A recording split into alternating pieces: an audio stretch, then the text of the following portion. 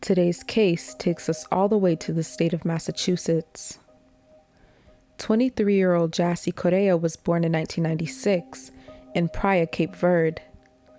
She immigrated to the United States around the age of 3 with her father and resided in Dorchester, Massachusetts ever since with her loving family.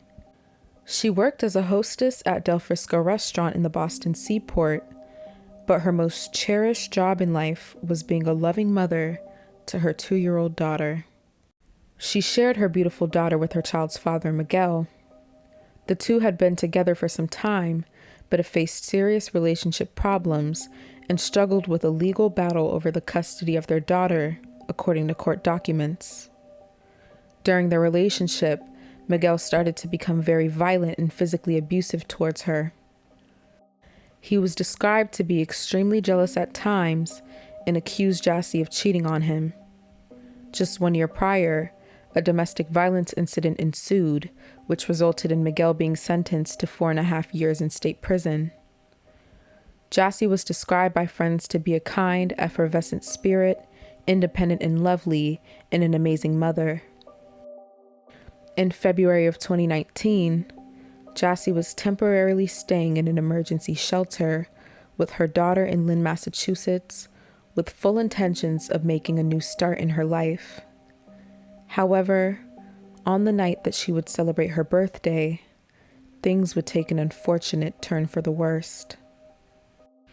On a Saturday afternoon of February 23rd, it would be 3 days before Jassy Correia's birthday, and she looked forward to celebrating with her friends later on, where she and her friends would go to Venue, a nightclub in downtown Boston, and party. On this afternoon, Jassy, her daughter, and a friend would visit a boutique for an outfit that she ended up wearing that night, which included high heels, an orange one-piece outfit, and a denim jacket with a design on the back that included lips with wings.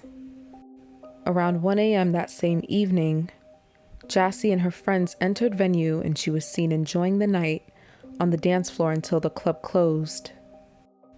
As Jassy and her friends left the club at 2 a.m., one of her friends became angry with the other two, and allegedly Jassy was in the middle trying to calm both sides down. The other two friends, who initially brought all of them to the club, wanted to leave and asked Jassy if she wanted a ride with them, but instead of leaving her one friend behind, she stayed. At some point, Jassy was left alone and by herself on the sidewalk and approached an Uber minivan that had been idling on the street for some time. She never called an Uber, but tried to convince the driver to give her a ride. She got in the front seat, but 9 seconds later she was seen pushed out onto the sidewalk. Almost immediately after, a man was seen on surveillance guiding Jassy away from the car and told her that's not your Uber. Then the pair was seen leaving the area before entering a red sedan and taking off. Although the authorities did not know it yet, the man was 32-year-old Louis D. Coleman III. He previously lived in Harbor City, California, and a family member of his reported that he came from a good family and that while growing up, he was always someone the other kids wanted to be like, as he had everything. He attended and graduated from California State University at Long Beach in late 2016. It was also reported that his former roommate described him as creepy and at times aggressive. She was one of the 3 women to have roomed with him. She described times where he would walk into her room in his underwear whenever her door was unlocked and put his hand on her thigh. At one point, she demanded that he stay out of her room, to which he became less friendly and more reclusive. In a text conversation, he apologized and told her, "It was not my intention to make you feel uncomfortable, and I only wanted to do some roommate bonding." Coleman graduated with a bachelor's degree in experimental physics and received his master's of science from California State University. Afterward, He worked on developing a sleep aid before accepting a new job that would bring him to the East Coast in 2017. According to his social media accounts, Coleman accepted a position in Raytheon in Portsmouth, Rhode Island. On the night of Jassy's birthday celebration, Lewis Coleman entered venue and produced a Rhode Island driver's license that was scanned by security personnel. Around 2:16 a.m. outside of venue, surveillance video would capture Coleman approaching and interacting with Jassy before walking together and leaving in his red sedan. Although the footage has not been released to the public, the affidavit detailed most of what took place after they left. Still in the early hours of Sunday morning, surveillance caught the same red sedan approaching his apartment parking lot in Providence, Rhode Island at 4:15 a.m., where Coleman would exit the vehicle into his apartment and return to his car a short time later, carrying a light-colored blanket. The footage then showed him carrying a body with long hair and orange pants, which was believed to be Jassy, into the apartment building. Surveillance from the building's lobby shows Coleman entering while carrying a woman's body before putting the victim on the floor and dragging her into the elevator. The affidavit stated the victim appeared to be limp. From the elevator, he would drag her into his apartment. 2 days later, on the 26th of February, he would shop at Walmart and return to his apartment. Surveillance and a receipt from Walmart showed he purchased various items, including duct tape, surgical gloves, a CLN-release bleach bath, and an odor respirator. This same day would have been the day that Jassy turned 23. A friend who partied with her that Saturday notified Jassy's father that she has not seen or heard from her since they went to venue together, and around 5:30 p.m., her father, along with a friend, reported Jassy missing.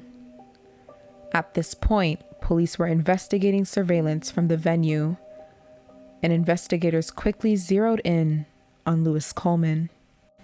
The following night, on the 27th, Coleman would enter his apartment with a large suitcase and then leave the building wheeling the same suitcase to his trunk 3 hours later at 1 a.m.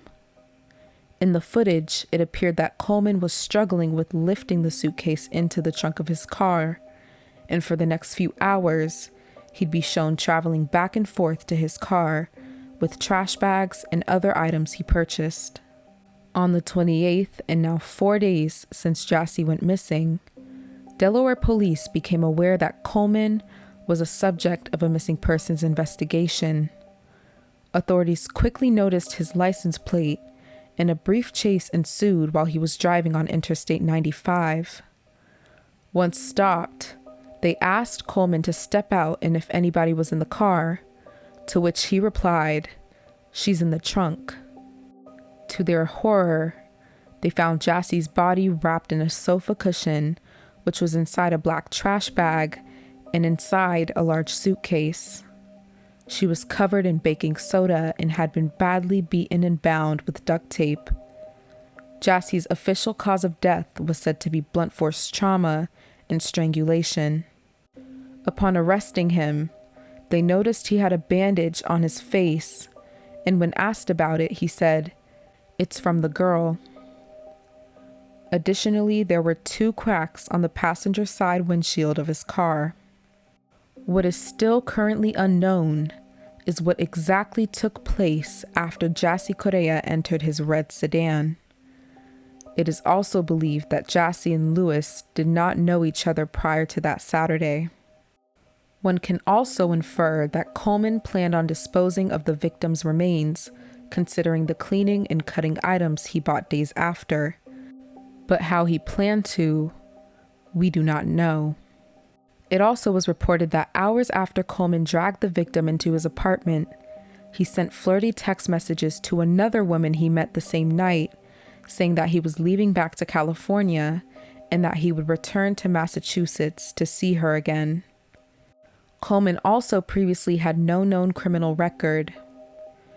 But when his roommate from college heard of the news, she stated that she could not believe it, but then again, she also could. Jassy Correia's funeral took place on March 9th, 2019, 2 weeks after she went missing.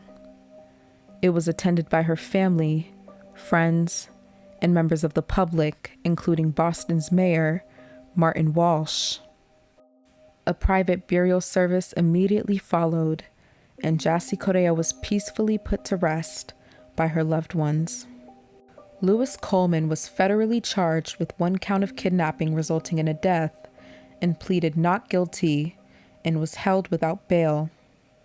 Although he has not been charged with murder, interstate kidnapping resulting in death, according to Attorney Lelling, is the most applicable charge and carries the highest possible sentence with mandatory life and death eligibility, so it seemed like the logical choice for them. Prosecutors have recently chosen to not seek the death penalty, and Lewis Coleman's trial is set for February 28, 2022, where it will mark 3 years since he was arrested. Suffolk County's District Attorney Rachel Rollins voiced some real gems about this case. This was not a case of being in the wrong place at the wrong time. Jassy was right where any woman had all rights to be, celebrating her birthday on a night out with friends. Although it is important to have friends who can look out for you, and we can tell women in many ways to stay cautious, violence against women is not and should not be a woman's issue. It is a problem that men should take responsibility for in their own lives, in their sons' lives, and in their social lives with friends or colleagues. Let us all remind the men in our lives of this. Let us all keep Jassy and her beautiful daughter in our thoughts and prayers. And considering that this is still a fast-moving case, may justice be rightfully served on Jassy's behalf. Thank you all for watching, and stay tuned.